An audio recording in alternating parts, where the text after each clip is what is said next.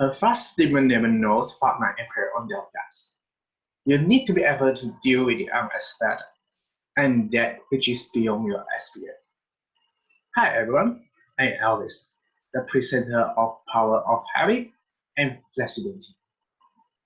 This presentation will be divided into two parts, which is, firstly, how a habit helps in learning process, and secondly, flexibility in changing and adapting. How habit formation helps in learning process? Let me give you an idea. I wish to improve my vocabulary and I start to learn minimum 3 proverbs or words by watching YouTube videos every day. Be honest, making out a new habit is actually quite suffering because you are struggling with temptation from surroundings such as games or TV shows. By combining your habit with entertainment will make your event more enjoyable and you can keep working on it. Meanwhile, immerse new habit into your daily routine also helps in making your habit stick and make you more disciplined.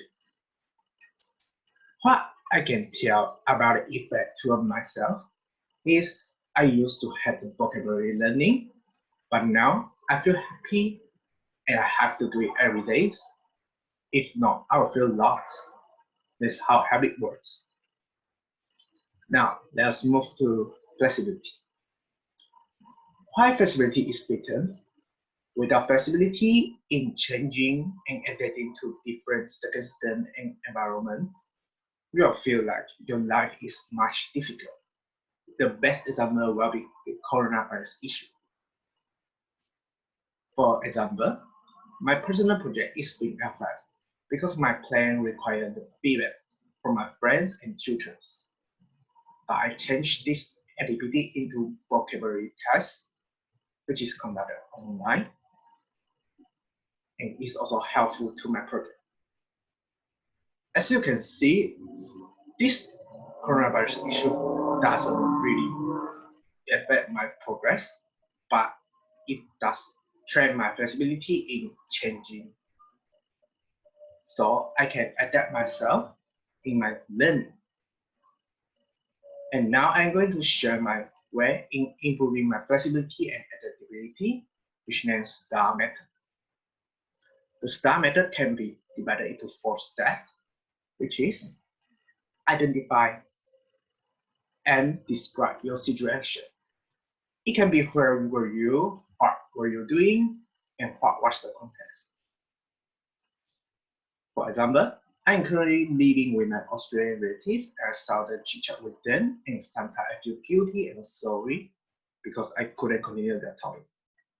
It can be a very simple sentences as long as you understand your situation. Secondly, identify the task or target. In this case, you have to identify what was the problem and what was your aim in order to take appropriate action to solve them.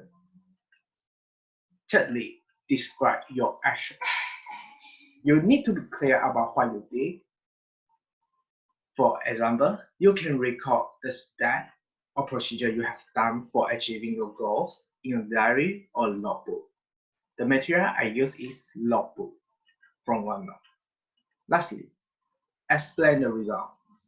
You should be able to highlight the result you achieved, such as the outcome of your action and what did you achieve. For myself, now I feel happy in vocabulary learning compared to the young one. So here's some advice for you in doing your project. You should move seamlessly from the situation to the task, to your action, and finally to your result. And be remembered, you are the star of the story. So be focused on your own actions, even if they were only a small part of a larger whole. Thank you.